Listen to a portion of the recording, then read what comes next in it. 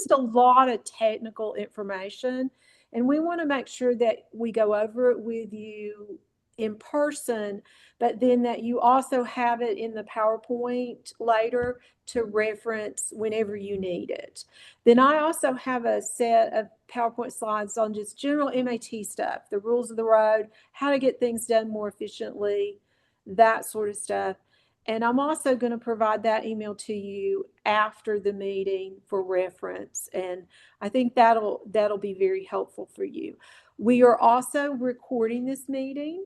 So if you have to step away or you get kicked out, or if you're one of the guys that just can't be here tonight, that will be distributed by email probably tomorrow afternoon. It usually takes 24 hours for that recording to be available for you to use. So that will be available for you as well. Can I interject a minute? This is Paula Meckes. Do you have an interpreter for Michelle Keene? Is there an ASL interpreter? I've requested It appears that she has an interpreter in the room with her. I was going to say, we requested one. Paula, she does. She's Bella's a friend of mine. Okay. But I see she can interpret with her. Okay. Thanks. That's just because I saw that as a comment and I thought she would have one. I just was making sure. Thank you. Oh, thank you for asking. Yes, thank you for checking on that. Okay, Angela, are we ready to get this show on the road? Can you see the people waiting to be admitted? Because when I share my screen, I'm not going to be able to see that. I'm not an admin on this, so I have no. Let me see if I can make you a co-host.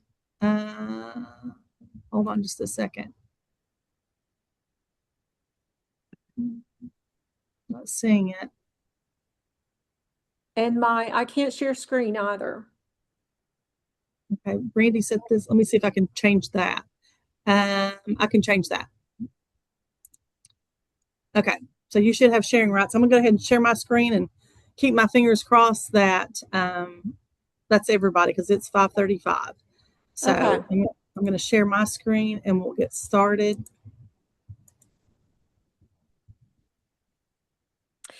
So again, if you just joined, I'm Dr. April Blakely. I coordinate the MAT degree. I also am the advisor for elementary, middle, and secondary.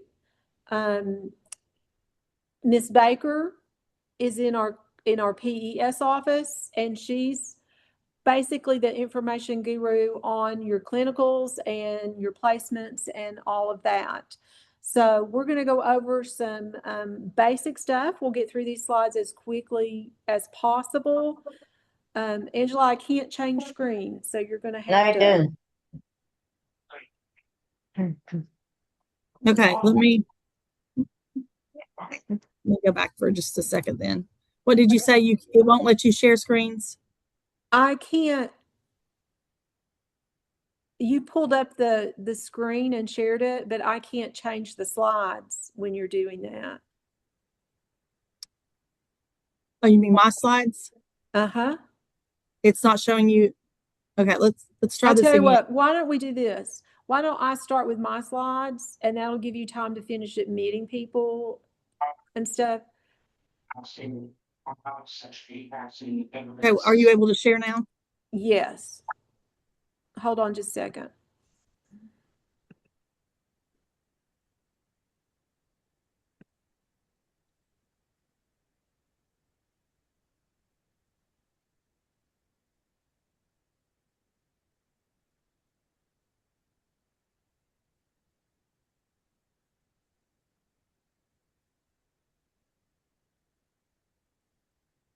Okay, can someone confirm, please? Can you see my slides? No, we see participants.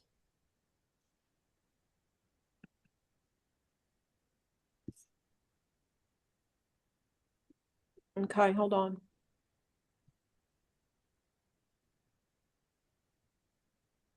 What?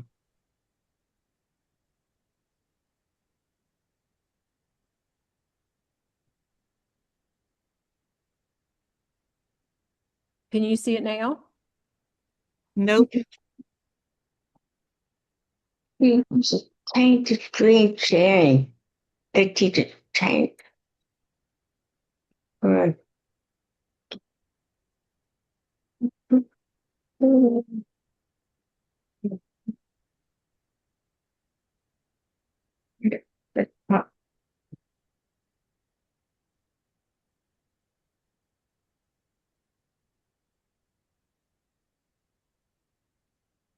Hey Pam, her name is Michelle Keene. If you could pin her, she'll be able to see you consistently on the Zoom call. Sorry for interrupting. You're absolutely fine.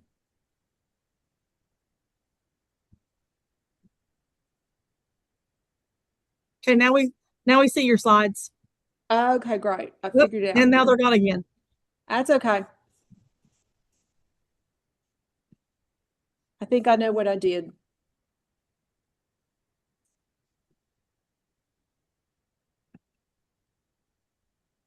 Now you can see it, can't you?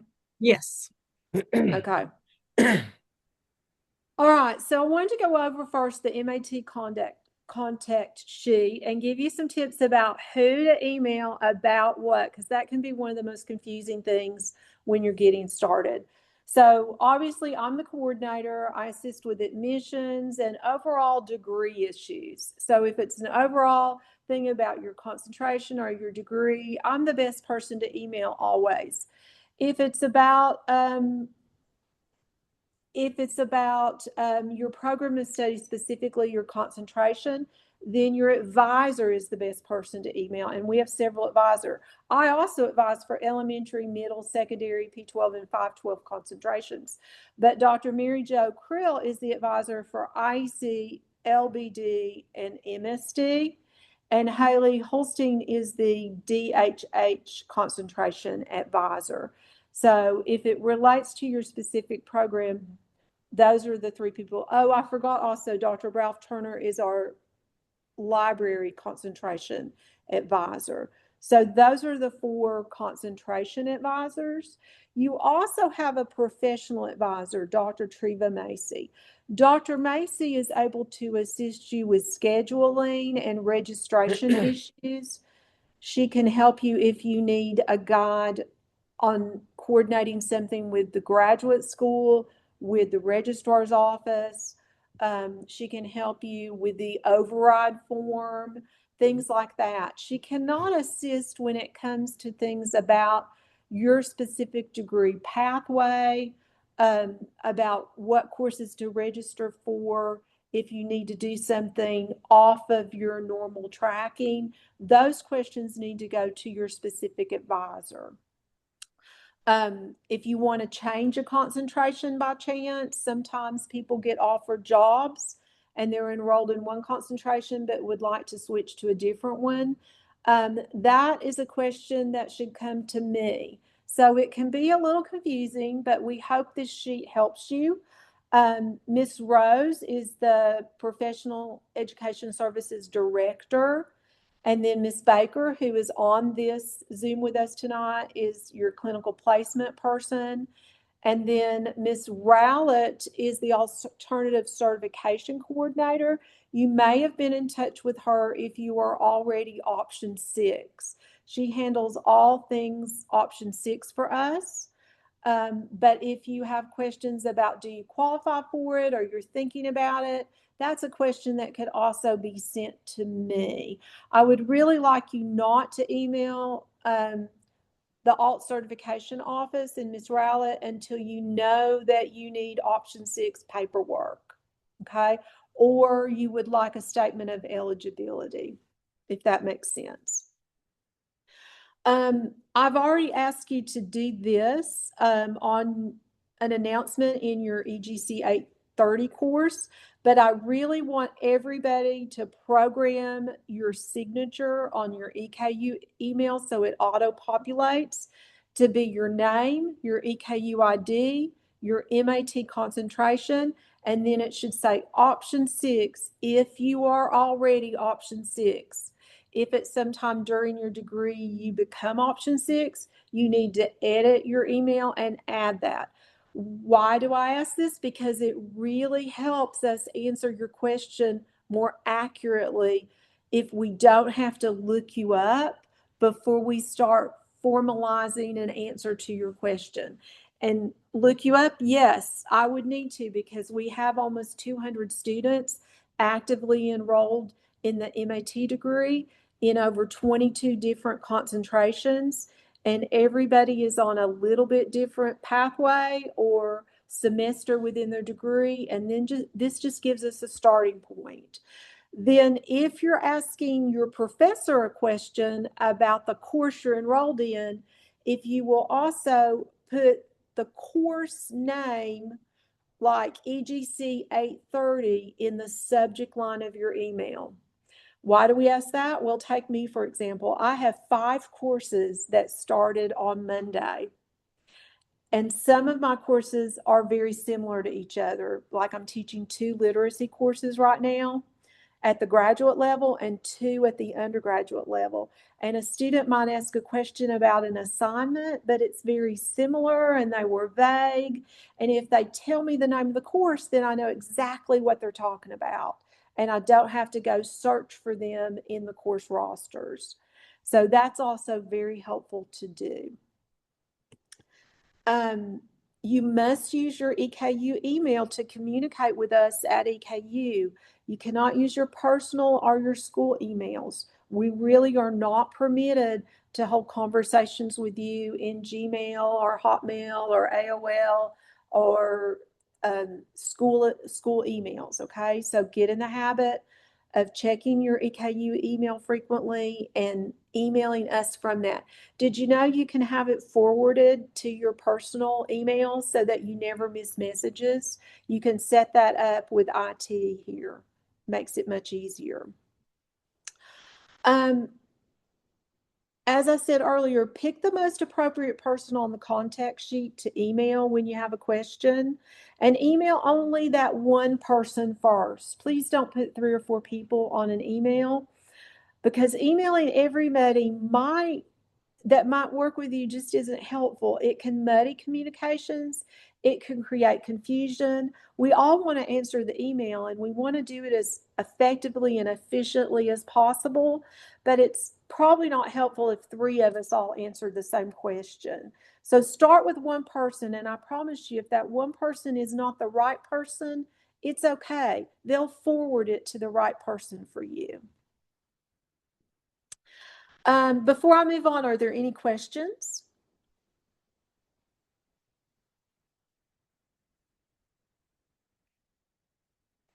And don't forget, you have to unmute if you want to ask a question. All right, moving on. I want to explain what a statement of eligibility is.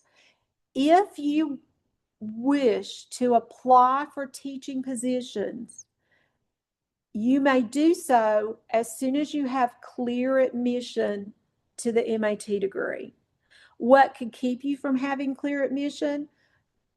Not having passed your praxis exam if it's required of your concentration.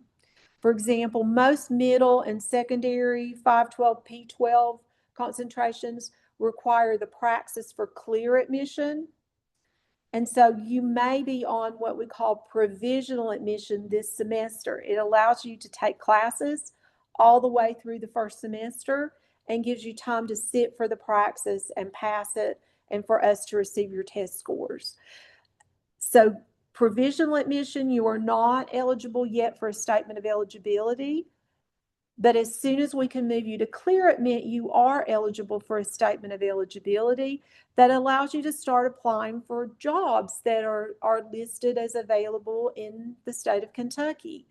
So as part of the job application, they'll ask about your teaching credentials. Well, you don't have teaching credentials yet, but you upload the statement of eligibility that we provide in lieu of that, and it proves to the district, to the school, that you're enrolled in an MAT degree and you're eligible for hire, okay? So once you have clear admission, you can ask for that statement. It's good for 90 days. And the person to email to ask for that is Ms. Rowlett using the ALT certification email address. Let me stop right there. Are there any questions about that? Of course, some of you already have statements of eligibility. Some of you already have mentorship contracts and are option 6. Next, let's talk for a minute about praxis exams. As I said, most middle, secondary, 512, P12 concentrations require the praxis for clear admit. If so, then you are provisional admit, and that is limited to 1 semester. We will need to receive your pass score before you can register for spring classes. Registration for spring opens in early January. The exception is elementary, IECE, learning behavior disorders, MSD, DHH, library sciences, art, music. Take the praxis content exam just prior to student teaching in your last semester. You already have clear admit. You may ask for a statement of eligibility at any time. If you're provisionally admitted right now, when you get your pass score for your praxis, please email me a copy of that. When I get that copy from you in email, I'll verify it at EPSB, and I'll ask the graduate school to change your status to clear admit. I don't routinely check for these at EPSB. It's just too hard to look up. So please alert me, and I'll take care of that task for you. It takes less than 24 hours to move you from provisional to clear, making you eligible for hire with the district. Again, let me pause. Are there any questions? Yes, I have a question. Go ahead. I'm reading that this says that the praxis content exam is just prior to the student teaching. What time in the degree is the student teaching? Student teaching or graduate practicum is always typically the last semester that you're enrolled at EKU. So if you could take your content exam during the semester prior when you're in methods, that's the perfect time to do it. And I'm going to show you some sheets at the end that show you exactly when you take each class. Good question. Okay, thank you. There is a second exam you have to take at the end of your program, and it's called the Praxis PLT exam. It's a professional learning exam. It's about pedagogy, curriculum, assessment, classroom environment. It's not about your subject-specific stuff. That's the content exam. You need to take this prior to graduating and take it in enough time that the scores are returned to EKU so that we can recommend you for licensure as soon as you graduate. Okay? So I say that to alert everybody that you aren't finished with your exams, even if you've already taken your content for admission. You're going to have that PLT to take at some point before you graduate. I recommend waiting until methods or practicum semester because, again, you haven't had those pedagogy classes that will make this exam much easier for you to pass.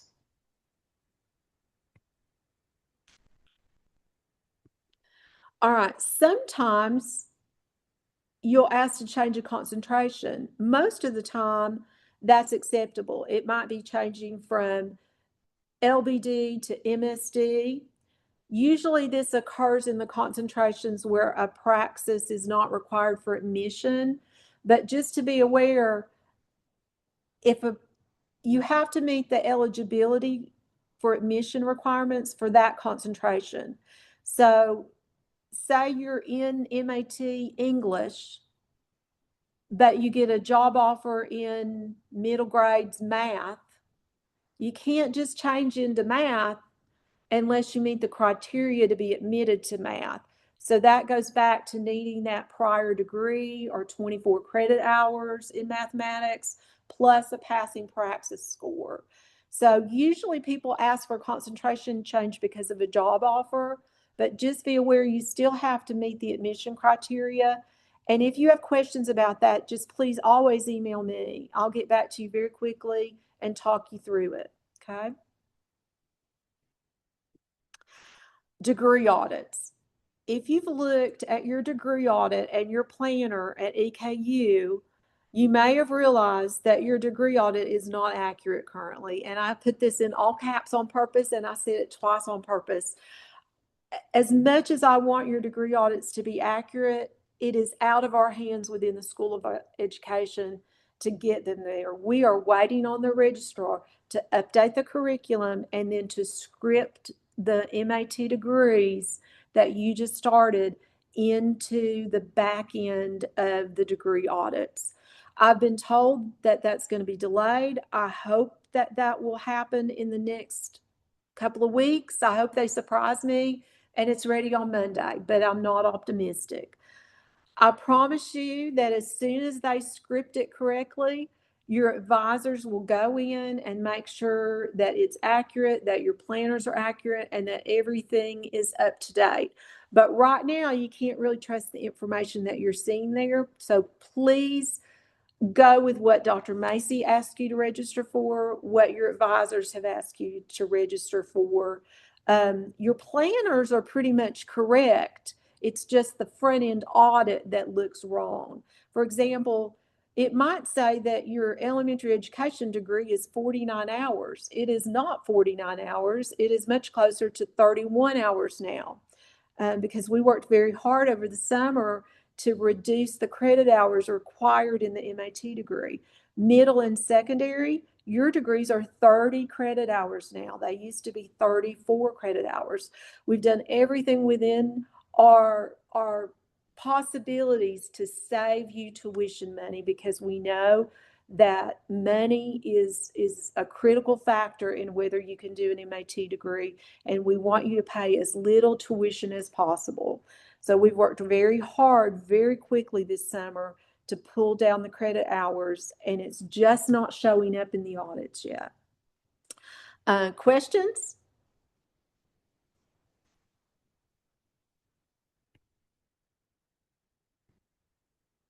All right, just a quick note, spring registration will open around November. Your planners will be updated before registration opens. Sometimes you'll get error messages about registration. Dr. Macy is the best one to work through that with you. I've put the link on this slide for the override request form. Sometimes courses are restricted and you have to have permission to register for them. And there's a form that you fill out to ask for that permission. It's called an override request form, and I've put the link there for you if you need it. But Dr. Macy can help you with that if it becomes an issue for that. Then I wanted to show you your tracking sheets, and I've got your tracking sheets in this for you to use later. And of course, I'll send you the PowerPoint so you don't have to worry about copying anything down. These are your official programs of study. We call them tracking sheets. They show the exact courses that you register for in every semester. Some are longer than others because it varies by concentration. The sheets will eventually match your degree audits when that's updated. And I have one important change. Even today, I'm making changes to improve the efficiency of your degree. We needed your capstone research course to move from 1 credit hour to 3 credit hours. And I finished a meeting about 30 minutes ago about, well, if we're going to add 2 hours to your degree, I need to find 2 hours somewhere else to remove from your degree. So we're going to do it this way. We're going to add the 2 hours into 806 where it needs to be, but I'm going to change CED 897 from 3 hours to 1 hour. That way it's a net neutral change and you don't have to pay for 2 additional hours of tuition. And at approximately $500 a tuition, a credit, that'll save you $1,000 on that change. So that's going to happen this year. It's not reflected on the tracking sheet yet because, of course, we made the change about 30 minutes ago in a meeting. So this is an example of what they look like. This is elementary education. Highlighted is what classes you're in right now if you're elementary ed. And it shows you spring, summer, no classes next summer, then fall, spring, summer, fall. Okay? It shows you when you graduate. I'm not going to go into too much detail on these. I just want you to know that there's one in there for every single program. There's middle secondary P12 512, IECE, LBD, MSD, DHH, school librarian, and that's it on them. And those will be there for your use. And they should already match what's in your planner as close as we could get it, considering that things aren't quite updated. Now, do you have any questions about what I've gone over on this part before we switch into more clinical stuff? Yeah, I have a really quick question. Mm-hmm. Where do talking about the tracking sheets, where do the classes for our concentrations fit in? So like subject specific concentrations. So you're obviously a middle or secondary major, right? Yes. Okay, so yeah, you have to take a certain number of hours in the concentration, but those are like electives. So say, for example, you're a mathematics concentration person, we want you to take some math classes. So your advisor, me, and you will figure out how to insert those into your degree when we have courses at EKU available for you to take in that. And so, for example, you needed one next summer and we don't have any graduate online math classes then, I'll stick you in something else, okay? I get to choose because they're advisor approved courses and you've already met the requirements for clear admission to the concentration. So if it's not a perfect fit to math or to English or to social sciences or business or whatever it might be, we'll figure that out together and I'll get you a couple of courses that work, okay? But for now, we call them just electives, and we can't even put them on planners. They won't fit into the scripted system. So we just put little notes. You need one extra class here. Okay. Thank you so much. Any other questions? I have one. Mm-hmm. I'm an elementary education major and I have taken the praxis before and I have failed the writing. Would I need to retake that writing portion again until I pass it? No, you're talking about the core exam, which is reading, writing, and mathematics. The core is not required for graduate school MAT. In elementary, you will take the subject matter tests when you're in methods, which is going to include a content exam in the 4 subject areas of elementary school. Okay. Okay. And then you're Okay. going to take a PLT exam, but you will not take a writing exam. Okay. Yay, Alrighty. that's good news, isn't it? Yes, thank you. Be sure Any you ask others? all your praxis questions to Dr. Blakely, because that is the one area that I feel very uncomfortable answering any questions about, because I don't want to mess that up. Yes, and I will even say EKU faculty and staff are not allowed to give you test codes for praxis. And there's a reason for that. We once were very helpful and gave out test codes, but EPSB, the licensing board in Kentucky, can change the code requirements. And you know when they like to do that? 5 a.m. And then they don't tell us. And we have you registered for a test that is no longer the right test. So you always have to check with EPSB about test codes. But at ets.org, where you register for praxis, you can go in and do a drop down menu to get to Kentucky, and it shows you the correct test codes. So either look them up at ETS or ask EPSB. Okay. Okay, We're thank not being you. difficult when we don't give them out. We're just trying to protect you because you pay a lot of money for those, and it's non-refundable if you register for the wrong test. No, I completely understand. Thank you so much. Any other questions on this part of the presentation? I do have a quick question. So I just want to make sure I understand because this is all new to me as well. I'm also an elementary education concentration. So you said there will be a Praxis PLT, and that's something separate. Would the core content that's encompassed in the methods class, that's not something separate that we have to take, or is there a separate Praxis as well? Just to clarify. Technically, you have 5 praxis that you have to Okay. take for elementary education, but we call it a multiple subject test. So you can register for math, science, social studies, and English language arts together and do it in one day at Praxis. It's Okay. the Praxis content multiple subjects exam for elementary teachers. Separately, you will register for and take the PLT exam. Okay. I want you to take the multiple subject exam before CED 897 starts.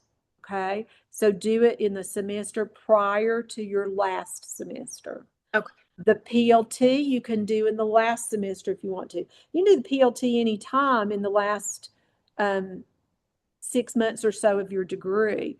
It might be better to take it during methods because student teaching can be very stressful. Okay, that makes sense. Thank you. I actually had a question. Okay. So I'm currently, sorry, my camera's not working. I'm currently hired as an option 6 teacher.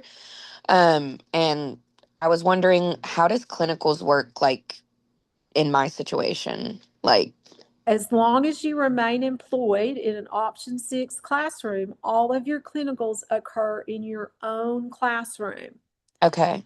You already most likely are in the process of having an EKU mentor assigned to you for Yes. option 6, and they're the person from EKU that observes you. You also will have a school-based mentor, but all of it occurs in your own classroom, including the practicum experience that is a full semester. Okay. Okay. I did have one more question. I'm sorry. I Mhm. am only enrolled in the EGC right now. Do I need to also enroll in something else? Or, It is 2 classes for fall. I okay. would encourage you to check with your advisor if you don't have that second class on your Okay. schedule. Okay. Okay. Thank you What so is your much. concentration? Elementary. You're supposed to also be an SED 800. Okay. I can get on there and log in right now and register it. Yeah, do that because the ad window closes Monday. tomorrow for first Monday term is. courses. So Oh, that's I really thought it was important. Monday. You're right. It might be the 31st. I have a question. Tiffany? Hear me? Yeah. I'm also, did you say SED 800? Yes. Okay. I'm enrolled in that and I'm also elementary. But it says it starts for the B term. Yeah, I'm not sure. I don't Is have that that information off the And top of my head. that wouldn't surprise me. I think I've seen that. because Then you have plenty of time to register for it if you're not in there yet. B term registration doesn't end Yeah. until B term starts. well, I'm registered for because I seen that I was only currently in the EGC 830. But I'm also enrolled in the other one, but it doesn't start until October 19th, I think. That's correct. You're fine. Oh, okay. So only one class at a time, but 2 for the fall semester. Some classes are 16 weeks. EGC 830 is 16 weeks. Okay. So they might SED 800 is just a 7-week course. We have a term A that runs from August to October and a term B that runs from October to December. This semester, you're in one 16-week course with me and then a 7-week course, which I'm guessing is B term. Okay. Does that make sense? Yeah. Okay. Thank you. It- I also had a question, kind Uh-huh. of I know that you had touched on like the degrees works not being accurate currently, and it won't be for a few weeks. This is just kind of like a broader scheduling question. As far as the 31 credit hours, is that set like spread across the 5 semesters, or are we able to take more credits per semester if we want to shorten it, or is it like a set 5 semester program? That's a very good question. The MOT degree is a very clinical, intensive degree, and it was never built or intended to be a full-time graduate program. Full-time in graduate school is 9 credits plus per semester. So we don't build the program that way, and we don't track it that way. It's a part-time graduate program that usually involves at least 6 credit hours per semester, sometimes 7, sometimes it might jump up a little bit. But it's never going to be a 9 credit hour a semester thing. So it's not, and we only offer most courses once a year. Okay. Okay. So you can't really speed it up. And even if you added, I've told several of you that wanted to got that financial aid email last week and suddenly panicked about adding an extra course, and to call your advisor to figure out a course to add. Boy, we enjoyed that email a lot. You still get financial aid. It's just prorated for the number of hours that you're taking. So yeah, it might be great if it was a full 9 credit hour financial aid award, but it's just not possible, unfortunately. And, you've got to do 200 clinical hours before you do practicum, if that makes sense. So we're going to get into that part of the presentation in a couple minutes, but you've got a lot of field work to do, and building the program into 5 semesters or 6 for the slightly longer semesters, that's about as fast as most people can manage. I do have a question before you move on, if you don't mind. Sure. So I'm working in the high school, and I was working as a CIA last year, and I got hired as an emergency certified teacher.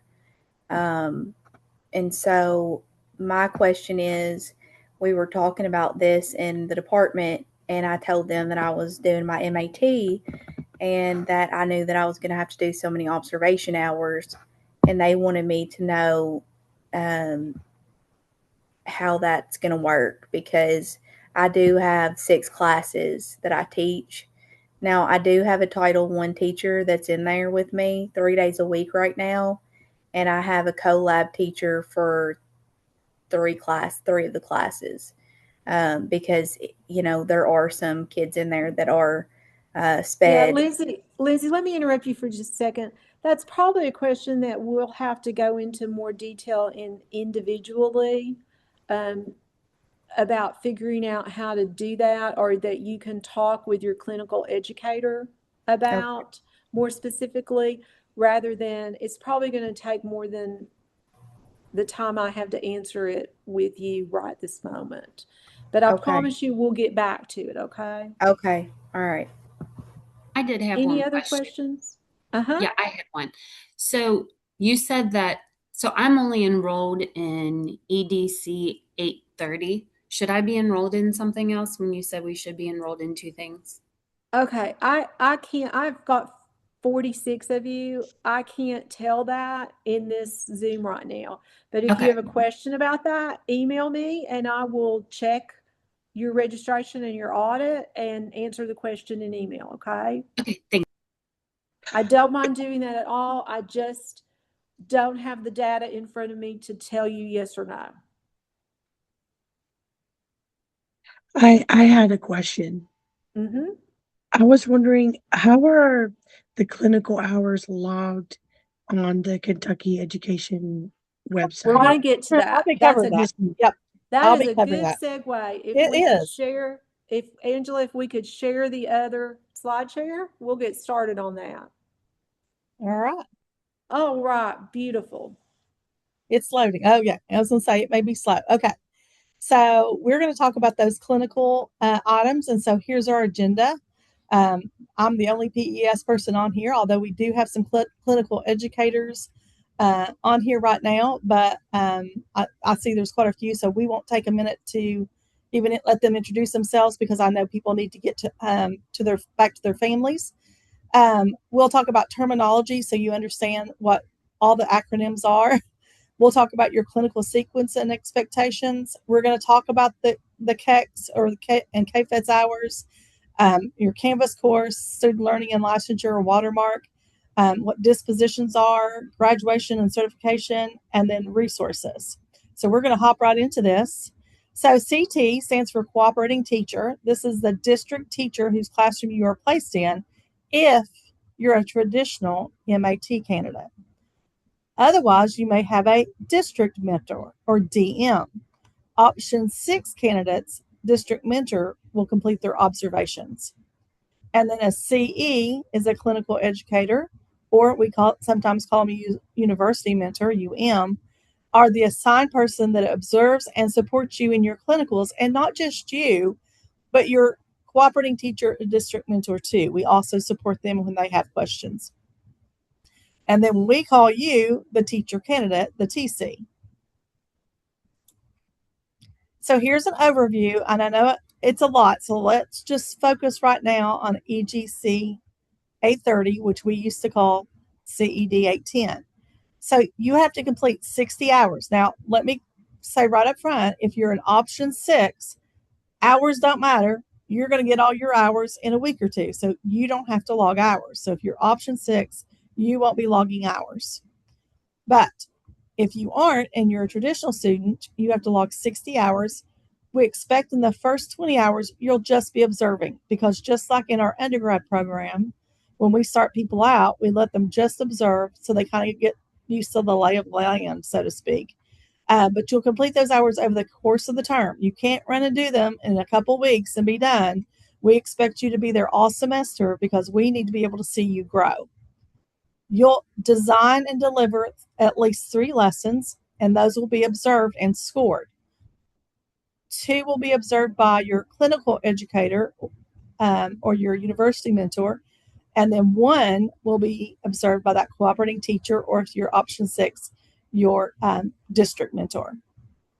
We assign you the clinical educator. Many of them are on tonight, and they already know which of you are their students, and maybe some of you already know. You can use your approved workplace, but it does have to be the same year as your certification. And then I'm not talking about option 6. We're talking about traditional.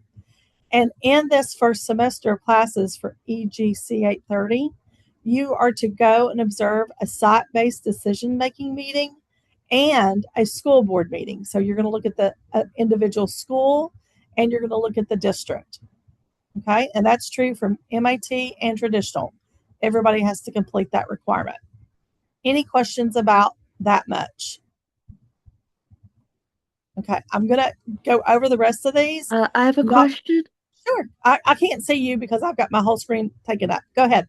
Oh, sorry, my thing was off, but I am an option 6, and then about the not having to log our hours, how do we make sure that we are still credited for that?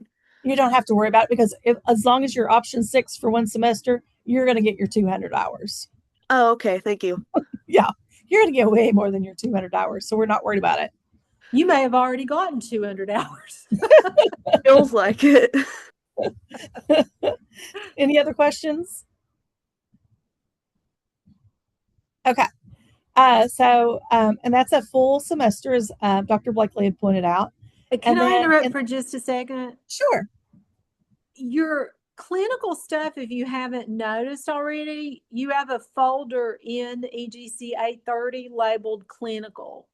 So that's where your stuff here that's on this bullet list lives in EGC 830, and there are submission folders. So if you haven't already dug into that module and looked at that stuff, please do so soon. And then if you have questions about any of it, you can email me about it as the EGC 830 professor. Okay. If it's a question specifically about something going on in the placement, then email your CE. You're going to be best friends. You and your CE are going to be best friends through this process. Most of the time, they follow you throughout your entire journey, unless you move somewhere that's too far for them to travel or something like that. And then we're also going to be talking about watermark and student learning and licensure, and a lot of what you need. Well, everything that you need is also in there, and that's where you'll submit a lot of things, and we'll get to that in a minute.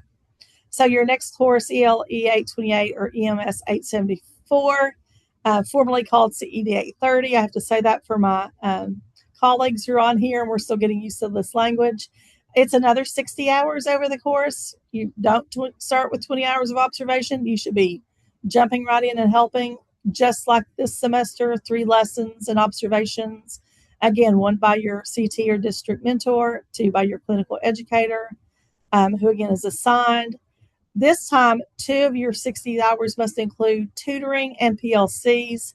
And to clarify, the tutoring can take place during the school day.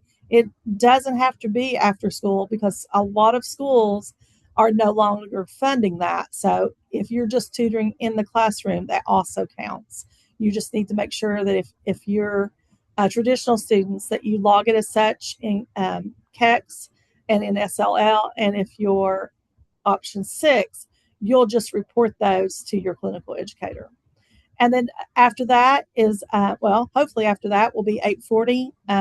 As Dr. Blakely was saying, some of these are only offered once a year. So, but 840 is the other class.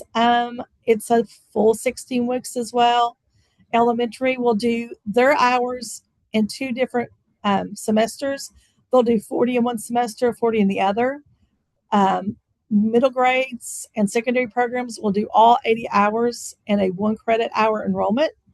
And it's still those 3 lessons and observations as stated before, and you still have an assigned clinical educator, university mentor. Questions so far? I do have a quick question. Sorry. Sure. Once we receive our thanks. Once we receive our placement for observations and clinicals, will that remain the same placement throughout the course of our degree, or will that change? Not necessarily. No.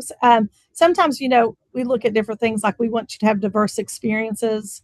And so that can change. I know there's been some times that we've kept people in the same schools because, there's situations where our non-traditional students may have kids. And so we'll try to put them somewhere, that it's easy for them to go and pick up their children and things like that. So there are always circumstances. Brandy has a huge heart. She'll always work with you. We don't want to make this such a burden that you can't complete your hours, but typically we don't always leave you at the same school unless you're option 6. And then, you are where you're employed. Gotcha. That makes sense. Thank you. Yeah, of course. Anyone else? Okay, and then of course then comes your practicum, your student teaching semester. It's a minimum of 70 days. Again, if you're option 6, you can get way more than that. You do have to follow the district calendar, and this is the biggest thing that people tend to forget about. But if you're in a fall semester of doing your practicum, then when that cooperating teacher's school starts, their first day is your first day. If it's a PD day, you go. You're there every day the CT is required to be there. If it's the spring, same thing. If January 4th, they're back at the school, you're right there with them. You don't follow EKU's calendar. You follow that district calendar. That includes spring break, fall breaks, holiday breaks, everything. And may I just add in there and insert, my goal for you as an MAT student, I think your personal goal for yourself is that you are a full-time classroom teacher as soon as possible. Yes. The easiest way to do practicum is to be option 6 and get paid rank 3 salary for being a teacher. So I really want you to have a job and be getting paid before you start practicum. It's just going to make life a whole lot easier, because there's really no way to juggle a job and do practicum, a separate job and do practicum. Well, you can, but you won't get little sleep. Sleep will be on the back burner for several weeks. This time you do 6 lessons and observations. Now we ask the CT or the district mentor to do 2, and the clinical educator will do 4. And as always, you're assigned that clinical educator or university mentor. So that's kind of the big overview. Now you can see why she says you can't really go any faster. It's quite a bit of stuff that you have to get done. All right.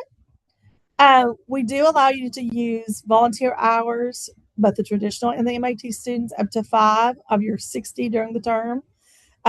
You can volunteer at school for car drop-off, pickup, lunch duty, after-school tutoring, after-school events. A lot of times they will ask you to come in and help with testing, state testing in the spring. You can also sub in your district, and you may count up to 5 hours of that, of your required hours for the semester.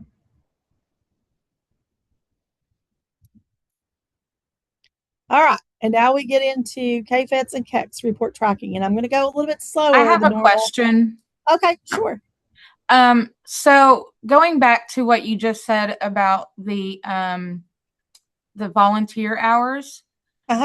I am a MAT student, option 6, and we have games after school, and we volunteered for that. But how do we put that in? Well, you won't, because you're option 6. Okay. Just wanted to make sure. Yep, you won't have to report any hours. Awesome. Thank you. So for your KFETs report, you'll go into EPSB. If you don't have an account, the first thing you'll have to do is set that up. It'll only show hours once you start logging them that meet all the conditions. 1, you've actually submitted them. 2, it's for EKU. 3, it's in the current semester, fall 2026. 4, it's in the current academic year, 26-27. And it's in the indicated CED course. So always make sure you're double checking your class schedule and making sure that you are entering the right details there. Otherwise, you may not show up, and your clinical educator will be fussing at you and saying, you've not submitted hours, when in truth you have. You just didn't do these 5 things correctly. And I'm going to go into that a little bit further. So you'll hold your questions. Okay. So here's a troubleshooting example. Alice Cooper told you they completed 10 hours for CED, we'll say 830 for fall 2026. And when we look, the sum of the hours, do you see what the problem is? I see 0.10, not 10 hours. What could be the possible errors? They didn't include the right course number. They selected the wrong course. They selected the wrong institution. They selected the wrong semester. They typed the hours incorrectly, and that happens all the time. Or they didn't click submit, or they submitted the wrong academic year. Again, we're currently in 2026, 2027.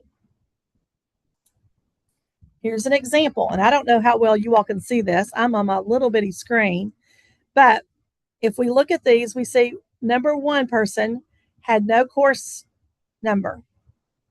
Number 2 had a wrong course. Number 3, if you don't put the right college, it has to be Eastern Kentucky University. You have the wrong semester. See, we see some fall and we see spring. Which is it? Possibly wrong hours, not submitted, no date. So you have to make sure, if you don't see the right things, we sure aren't going to get the right reporting on you. This accounts for 9 of the 10 missing hours for this candidate. To check issue 7, wrong academic year, you are to click here where it says where you had the wrong year at, and then you click down here in the academic year so that the entry would show up for the right fall semester. You have to have the right academic year. All right, then we're going to tell you how to fix it once it's wrong.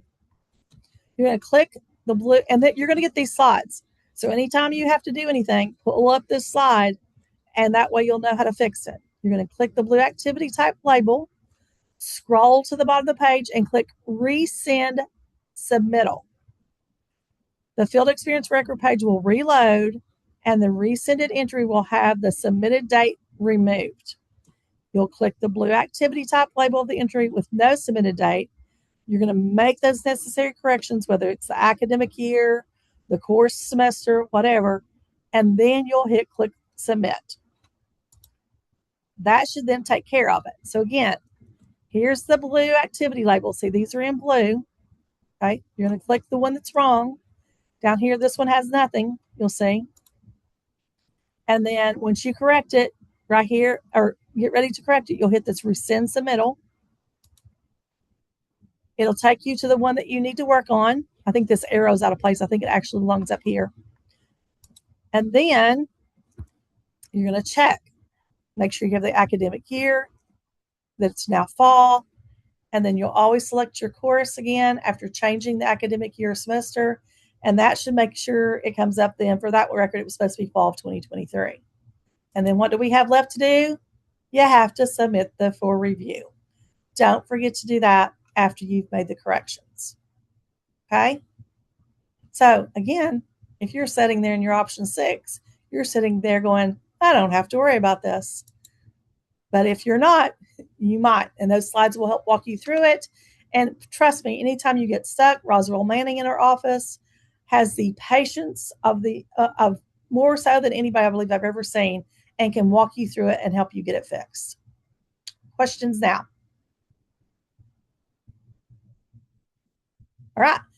So we operate our course, well, Dr. Blakely may not operate her course that way, but the way that we do the ones that fall under our guise is we do a contract grading policy. And one of those guiding principles is that student and clinical educators are partners in learning. That's why I say that you and your clinical educator will become best friends. They are the person that is your first line of communication, and they will tell you where to go if they're not the right person to speak to, or if they don't have the answer that you're looking for. Our belief is rather than focusing on points and grades, we want to focus on learning, focus on reading, thinking, and doing, both individually and as a team. We recognize that clinicals provide an opportunity for growth, and it is that growth we are seeking to evaluate. And that's why I said earlier, you can't go and get all your hours in a couple of weeks, because that learning needs to be spread out over the semester. So keep that in mind. So the contract grading, you're guaranteed an A if you demonstrate professional dispositions. And when we say that, we're talking about things that you communicate, professionally, in a timely manner, that you submit things on time, that you are respectful to your clinical educator, your cooperating teacher, the students in your class, that you submit your KEX hours as they are completed. That's every week. Now, that's just for traditional students again, but those are required to be updated every week. So make sure you're doing that. It's the number one reason why students receive a lower grade than an A at midterms. You are to submit your lesson plans to your clinical educator and your cooperating teacher or DM 2 full business days prior to the lesson. And the reason for that is so they can give it a quick review to make sure that the most important things are covered and correct before you move forward to deliver a lesson in the classroom. After you have done the lesson, you have 3 days to complete and submit your post-observation reflection. These are EKU templates that you are required to use and submit. You can't use your school's documents.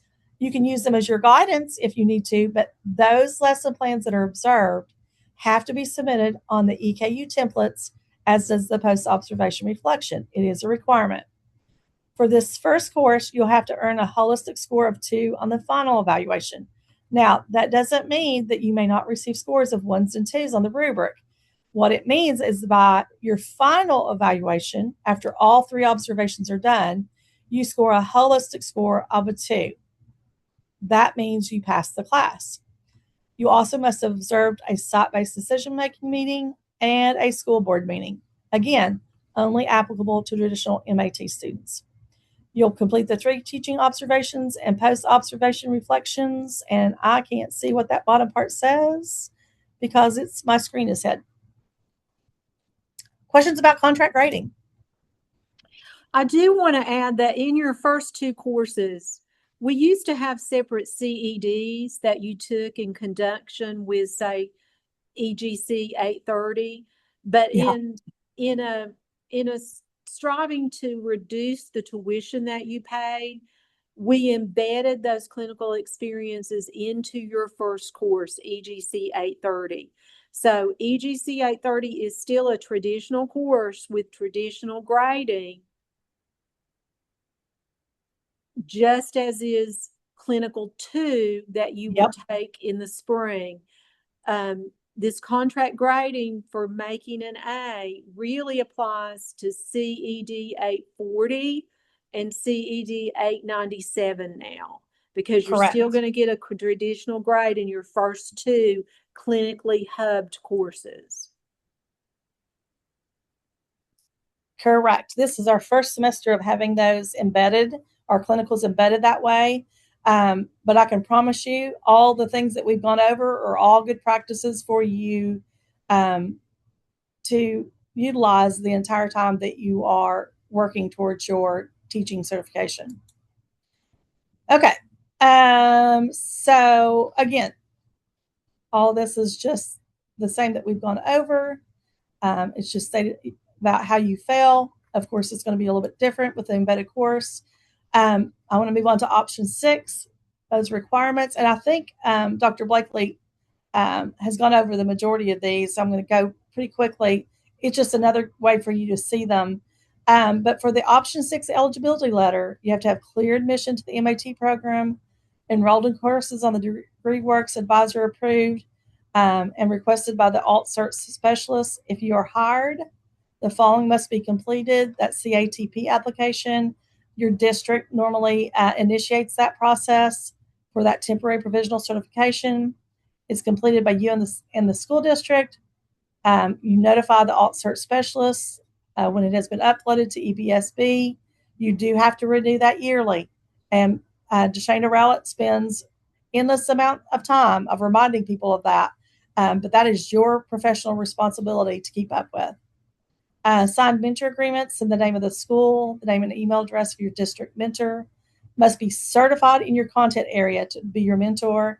You send that to certification.alternative_routes@eku.edu. And then the alternative cert specialist will send out agreements to be signed.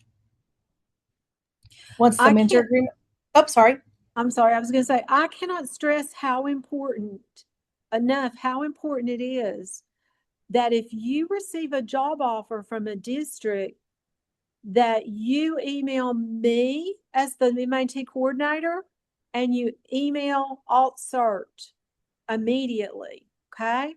I do not want to find that you have been in a classroom acting as a classroom teacher without having completed your hiring paperwork with us. Okay. Yes.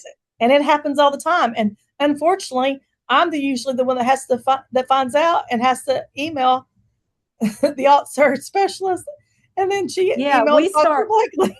We start frowning really big when that happens, because that's non-compliance with the licensing board at EPSB at the state, and it can have huge consequences for you, for your district. Yes, it is. That's very important. At the same time, if you leave your option 6 position for some reason, you also need to notify us immediately. Yeah, because if you're not option 6, I have to give you a placement. Yeah, we have to transition you out immediately. That doesn't mean email us in a week or 2. It means email us the day it happens. Yes. So once your mentor agreement is signed, the CATP is completed by the ACS and uploaded to EBSB for issuance of the temporary provisional license.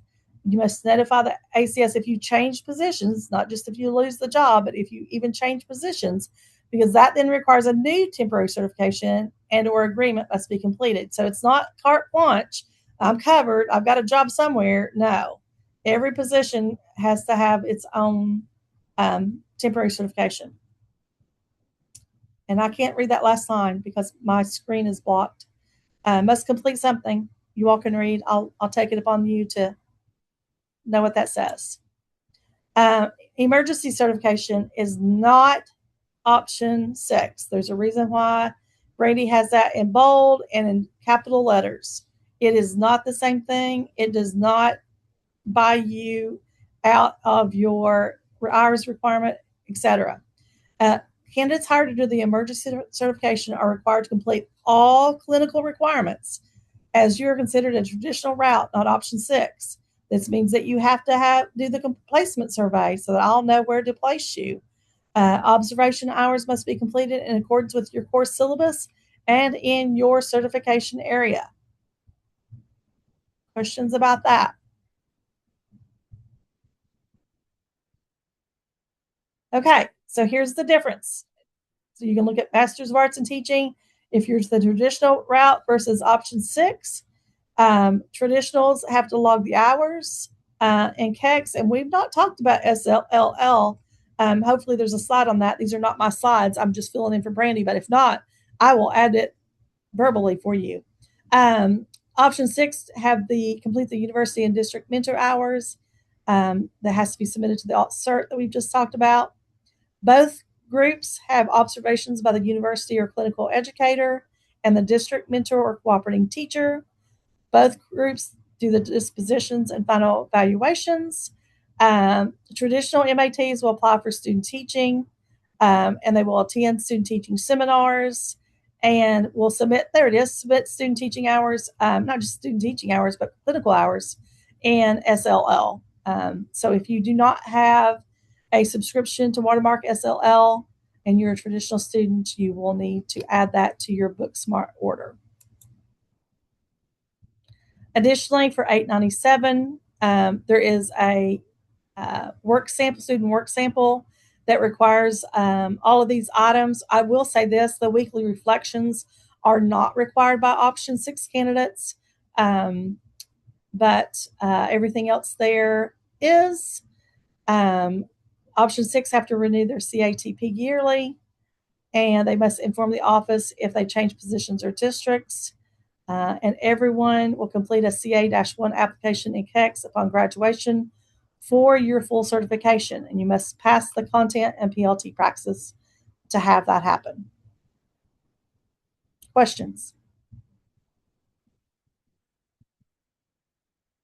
I had a clarifying question. Sure. So, my mentor is going to observe me in my classroom for 20 hours. I'm an option 6 candidate, or I'm option 6. But not for 20 hours. Not for, what was that? Who's going to observe you for 20 hours? My mentor is your clinical educator from Eastern will observe you for 2 lessons, not for 20 hours. Oh, understood. Okay. Okay, I know where your problem is. So the 60 hours you do in this first semester, we expect you to, if you're not an option 6, the first 20 hours, we want you to just go and observe that teacher. And then the next 40 hours, we want you jumping in and working with small groups and passing back papers and teaching mini lessons and then teaching your 3 full lessons. The observation is on your part, not on someone observing you. Okay, I'm doing option 6. Okay, so then you are just going to be teaching like crazy. Yeah. I'm just a little lost on the observation. 3 observations, 2 by the 2 by EKU mentor and 1 by your district mentor.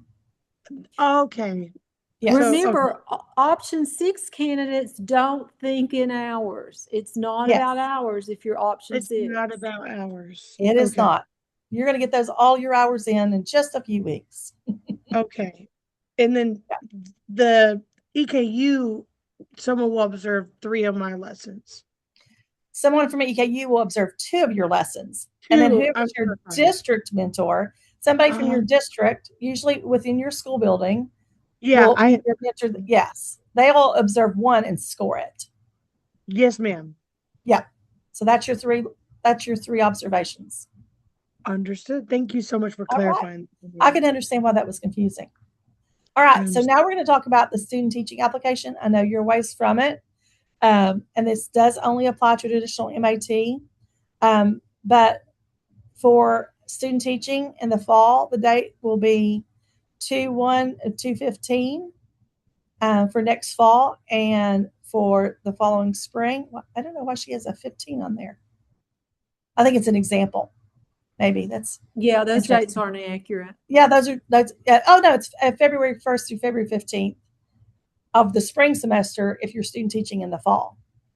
And the following spring, if you're going to be student teaching, then in fall of next year, it'll be September 1 through September 15th are the application dates. That's your deadline to apply, but this is not going to Right. hit you for until the following year. Yeah, I think it's a little early for this group. Those information sessions are held to discuss required student teaching documents. And those dates are the same every semester, approximately the same unless it falls on a weekend. Just know that those are typically the dates. She asks that you do not plan vacations until you receive dates for student teaching meetings. The student teacher calendar falls outside of a normal academic calendar. We've talked about that. The candidate will receive placement emails after all student teaching documents are submitted. And in order to move forward to student teaching, a candidate must have passed current coursework and clinicals, completed a minimum of 200 clinical hours prior to student teaching, and complete all required student teaching documents, including the praxis content and PLT. Please also make sure you're putting your social security number when signing up for these exams with ETS, so they will come to EKU and to EPSB. Student teaching follows your placement calendar, not the EKU calendar. I think we've said that 3 or 4 times now. This is probably not something you want to start asking questions about now because so much more of this will be clear as you become saturated in our MAT program in just this very first semester. So if you've got questions, let's hold those for right now. You've got a lot of time to go before you have to worry about this stuff. Content praxis, please remember all middle grade, secondary, P12 students must pass content praxis exam in order to move to the second semester of the program. Excluded are the elementary IECE, LBD, MSD, DHH, art, library science, and music. Canvas. Okay, please be aware in your Canvas courses, when you are trying to get into a document, if you have not gotten in using your EKU email account and you can't get into a document, please don't send an email asking me to share it with your Google, Yahoo, Hotmail, school email account. And I know I've already heard Dr. Blakely speak about this, but make sure when you're trying to access a document that you are signed in to your EKU email account in order to access those. On Canvas, you'll find your syllabus. I'm like Dr. Blakely, I'm assuming for those 2 courses that our clinicals are now embedded. This is pretty much standard protocol. They've got the course syllabus, they've got the clinical module, they've got all of those templates for this semester. So they're pretty good for this semester. Has Kathleen linked your observation assignments to SLL for them already? I don't think so yet. Yeah. So do you want me to reach out to her tomorrow and have her get with you so she can do that? She'll need to have access to your course to do it. I will. I'll get with her. Okay. Yep. She does all of ours. I don't have to do anything with that. She's wonderful.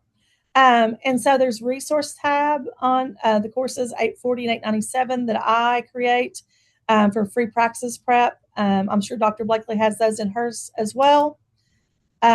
This is the link to KFETS. You're going to log in. You're going to click profile. You're going to click field experience records. It says ours will not be checked as reviewed by EPP. Ours will not need to be transferred. So if I don't think any of you are saying that you're transfer students, we don't have to worry about that. That's usually our undergraduates. You will have to create that profile if you've never been on there. It does take a minute, but you want to go ahead and get that done within the next 5 to 10 days because those of you who are traditional will need to start logging your hours weekly. And then, as I mentioned, there is something called Watermark Student Learning and Licensure. We call it SLL for short. This is where all your observations load into so that your clinical educator can review them and put in your scores. You'll upload that EKU template lesson plan and post observation reflection there. Those documents are also available there. Pretty much everything you need can be available in SLL, and that's where you'll log in and upload those items. And then the first person you contact, if you have any SLL issues, is your clinical educator. And from there, they know who to reach out to if you need further assistance. And I can add, we did have, Ms. Baker, I'm not even sure you're aware, we had an issue with a delay on SLL codes this week for this group. No. But yeah, yeah, that was a failure on administration this summer that didn't add SLL to the course requirements with the bookstore. So they've worked very quickly to fix that for us. And what they told me is that you can set up your SLL account probably tonight or tomorrow. It will be ready. It's something you need to do, but you don't have to do it urgently tonight. It's not that urgent, okay? Right. But you will log hours, those of you who are traditional, you'll log them both there and with KEX. SLL is our record. KEX is the state record. The bookstore will send you a code. Yep. And you use that code to register, and you want to make sure you have that code, because if you do, it's free. You don't want to be paying for SLL when we've got it included. So make sure you have the code. And if you don't get the code tonight or tomorrow morning sometime, email the bookstore and they'll send it to you. Yep. Yeah, and this is, if you need to look in your mailbox, this is who is sending it, this EKU books at eku.edu. So you might want to check your spam folder for it too. Crazy things happen all the time with it. So yeah, my EKU book stuff goes to my spam folder every time. So please check there for it. Check there. That's why we include this. It's everywhere. We put it everywhere so that you all know to check for it there. There's also something called professional dispositions, and you'll self-assess yourself. It's a Likert scale, a 1 to 5, 1 being very poor, 5 being the best, 3 not observed if it's someone outside yourself. So you'll self-assess yourself and put down where you think you are in each of those categories.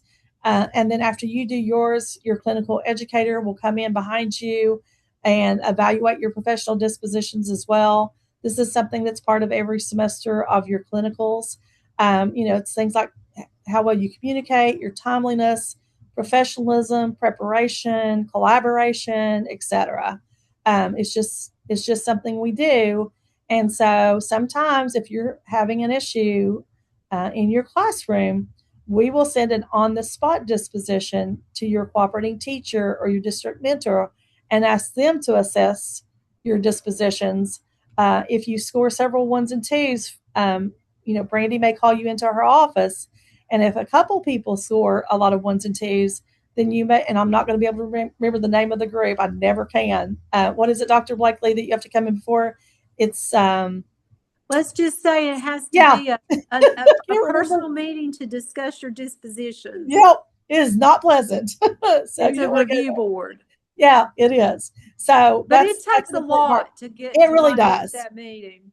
Yeah, it really does. And if you're doing everything that we've asked you to do, you won't have any problems. Then we talk about graduation and certification. Again, I know this is a long way away from you all. I'm not going to go over this slide. This is just a page that you have that you can always go back and reference. Where you apply for graduation, information about your commencement, all of that's always readily available to you. And Brandy will send it to you again the semester you do your student teaching. She just likes for you to have information in advance so that you know this information is not hidden. You'll get it multiple times from multiple people, won't they, Dr. Blakely? And then here's some student resources available on campus. I'm going to give a shout out to a couple of these. I absolutely love the Noel Studio, big fan of theirs. Of course, I'm a retired English teacher, so the library was an important thing. The Student Success Center, all these people do a great job.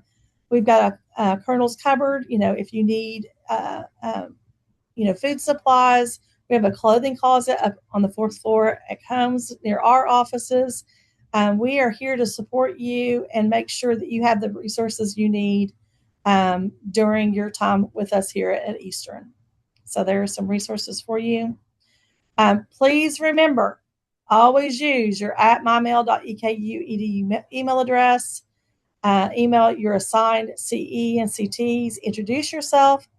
Those of you who are traditional, set up a time to go over requirements and expectations. Your clinical educators, I promise, will be getting in touch with you and setting up meetings with you to go over these requirements as well, and due dates for observations. This is a link to a financial resources PowerPoint that goes over even more resources for you, scholarships, aid, free praxis prep, and again, that clinical clothing closet. Here are our contact information in our office, including Dr. Blakely, Brandy Rose, our director, my email, Roswell. Again, if you really get stuck with KFETs, and people do, that's a person who will walk you through fixing your issues. Deshana, if you become an option 6, will be a person you will work with. And of course, Dr. Blakely, who you're already familiar with. Any questions? And before you have questions, I just want to say I acknowledge the fact that probably last week and this week have been highly stressful for you all as you got into your first course, as you negotiated through some of these first assignments to set up accounts and to do this and to do this way, and worried about clinicals and all of that. And basically, I just ask you at this point to just take a deep breath, relax. It's all going to work out. We have solutions for almost any situation. And there really just is never a rush for you on this. A lot of you panic and say, well, I have an assignment due tomorrow night. It's okay. It's okay. If you don't get it in tomorrow night and you need an extra day, so be it. Nobody's going to penalize you points in a grade. We're always very understanding about this. Usually it's technical stuff. Even I, as a professor, have technical issues and dead links in courses. All we can do is fix things when we see problems. And that's all we ever ask of you, is to be proactive, and we'll problem solve together. Okay? We're very excited to have you in the MAT degree. We really are. We want this to be a successful experience for you. And I have to agree. It looks like a lot on paper. It really isn't. And once you do one semester, you'll realize, oh, okay, that's not so bad. That's not so bad. It just seems like a lot because there's a lot of fine details, but your clinical educator will support you and walk you through every bit of this journey. I promise you. Yes, as will your professors, your advisors, your coordinators. We're here to assist many people. you. Yep. Yeah. You know, a lot of people wanting you to be highly successful, wanting you to be employed just as soon as you're ready to be employed and to be successful. And the districts are counting on you. We need you as teachers. We really do. So we'll help you through this whole thing. And yeah, I get first week is tough. It really is. It really is. It really is. But breathe. I like that phrase. Just breathe. Just breathe. One day at a time. Questions? Any questions? I had a couple of really quick questions. Go for it, Gavin. So when we submit lesson plans before our observations, my district has moved to what they've called streamlined lesson plans, where you essentially summarize your lesson and then you tick boxes to fill in what activities you're doing, basically. So when we submit them, do they need to be KTIP formatted, or are what we submit to the district acceptable? It is not. You have to submit your lesson plan on the EKU approved lesson plan template, which I'm sure you'll be able to find, if not already in your Canvas course. They live in SLL. Your CE will share it with you. I'm sure, like I said, it's already probably in your Canvas course. So yeah, it has to be on that template. There's no if, no ands, no buts on that. Alrighty, awesome. And then my last question was, I saw that we need to go ahead and email our cooperating teacher and CC the clinical educator on there as well. But that is preferred, yes. Okay, if we're option 6 and we're already working with these Yeah, people. it doesn't apply to you. Should I still send an email and just say, hey, this is my cooperating teacher? Absolutely. I love that idea. Yeah. Okay. Maybe like introducing, and this is my clinical educator. I love that idea. Yeah. Hey, Okay. hey, Angela, this is Gina. Hi, Gina. Hey, I was just going to suggest that if you're option 6, go ahead and email your clinical educator and kind of let them know like where you're working and like what's your preferred day. That's a great way to get started and jump ahead and go on and get in there. Yeah, what's your class schedule for the day? Yep. Does it change on certain days? Please don't observe me on Mondays because the kids are wild, or a full moon, or Fridays before a big event. Oh, I'm sorry. We're always watching movies on Friday afternoons. Don't come. Alrighty. Thank you all so much. Of course. Anyone else? I've got kind of a two-pronged question about hours. I am traditional. I am not option 6. And I was just curious, the way my role works, I'm actually with a SPED student in a traditional classroom setting all day. So I was curious if observation hours count throughout the entire day, or if it's just with my CT. And then I'm actually dual cert, and I was curious if I could count it for science, even though that's not my CT, if not all day. You can only count what is your placement with the CT you've been assigned to. Okay. Thank you. So I have sort of a similar question. Sure. So I'm a full-time instructional assistant at a state-funded preschool, and my CT will be the teacher I work with every single day for 7 hours. Right. Do I just, I guess, use best judgment and just pick random days to choose to observe? You'll work with your CE on that. I'm not going to insert my opinion because that's up to the CE. They'll give you the best guidance for that, and I'm going to leave it at that. Okay. Okay. Thanks. You'll get those hours. Don't worry about it, Jennifer. Oh yeah, you're in a great place. Other than second to option 6, you're in the best place. I'm not going to lie. And I will see, and this kind of goes along with the question that I tabled a little while ago. If you are an instructional assistant in a school and in the traditional MAT, you still have to get those 60 hours in, but you're going to have to individually work with your school administrators to figure out how to carve out that 60 hours for yourself during the semester. Okay. So maybe you have a planning period. Maybe you're going to have to skip lunch a couple of days or a day a week and get it in. There are some creative ways to do that, but you've got to work with your employer on that first, and then your clinical educator and clinical teacher secondary to that. Okay. And I will just say from experience that most school principals are willing to give you just a slight amount of flex time once in a while to get that done.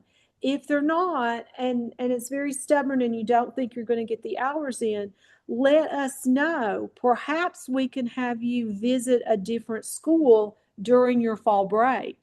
Okay.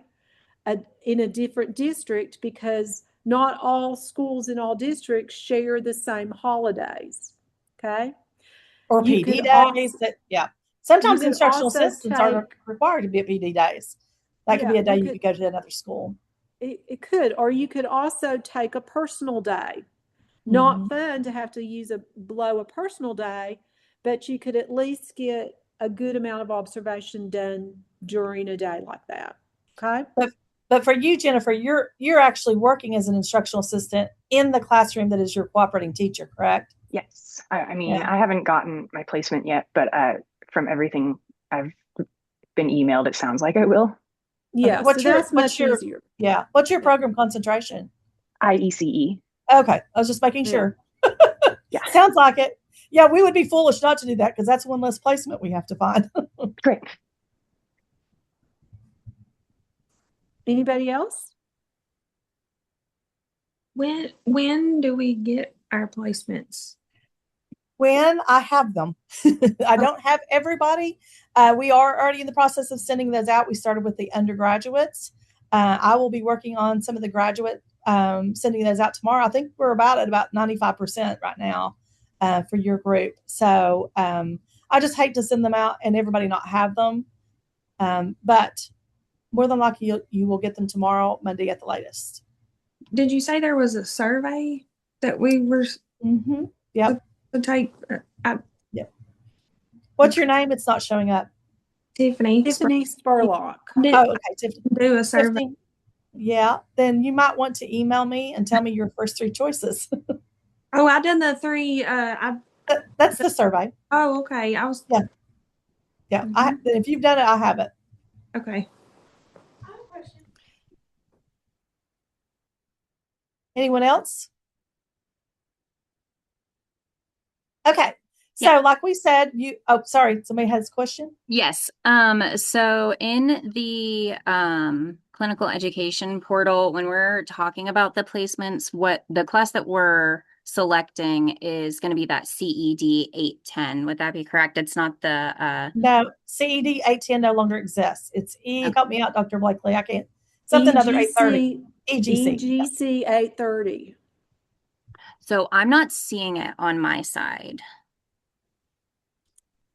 Yeah, I realized during also this did not see it meeting on mine. that I need to check on that tomorrow, or Miss Baker can check on that. I think we have a sync issue on course names. Okay, so for now, in regards to like that placement portal, just leave it be and finish whatever else we can and just leave the course empty, or just select other CDF course. Just give us 24 hours to work on it, okay? Okay, perfect. Thank you. Like I said, there's nothing urgent that has to be done today or tomorrow. And then just one more question about like the FERPA trainings. I noticed that like one says FERPA for one is FERPA training certificates and then one is like confidentiality. I did a FERPA confidentiality and then the like rights of students and everything. Are those two separate, or am I missing a certification that I need to look for? You have FERPA and you have confidentiality. There's two. Okay. I will check that more so later then. Just thank you. Email me tomorrow if you're still fuzzy about that. Okay, thank you. Like I said, this is the first semester that we've ever had the clinical embedded within EGC 830. We also used to teach EGC 830 as part 2 of a professional studies series of 2 courses. So this is the first time it's been 16 weeks. It was an entirely redesigned course this summer by a group of faculty. And then it was handed to me a couple of weeks ago to start teaching. So one of the reasons you can't see all the modules yet is because I'm slowly going through all of the modules to make sure they work and function and that everything is there that needs to be there. And if you haven't noticed already, I found some links that weren't working well very early. So I'm trying over the next week or so to get all of that sorted out for you. And that's why you only see module 1 right now and the clinical module right now. But we'll be up to speed as quickly as possible. And there could be some things where it still says like CED 810 on your clinical side, but actually that's now supposed to say EGC 830. So sometimes back-end programming is just really hard. If I have any IT people in the room, it's just hard to find all of those hidden little things that trip you up. And we had a question in the chat about when do clinicals start. They start next week. If you've got your placement, email that CT and make sure you set up the meeting, find out where you need to park when you go. You'll go to the front office, make sure you have your EKU ID, a driver's license. Some still require both. when you go. And if you can, try to set it up that you get at least a little bit of the teacher's planning time, so you have a few minutes to chat. Or if that's not an option, then ask, should I come at the beginning or the end of a class? So there's transitions, and you got a few minutes to at least chit chat and talk about procedures and expectations and things like that. But as soon as you get your placements, start, because you never know what Kentucky crazy weather is going to be. So I do have a question about the ID. If we're not local and we can't come pick that up, how do we get that? You can use a driver's license. You don't have to Okay. have an EKU grad ID as a grad student. Okay. Thank you. But make sure you have that license, because most schools won't let you in without it. Other questions? All right. Well, thank you all so much for your time. I hope we've gotten several of your questions answered, and you feel a little bit more comfortable about what lies ahead.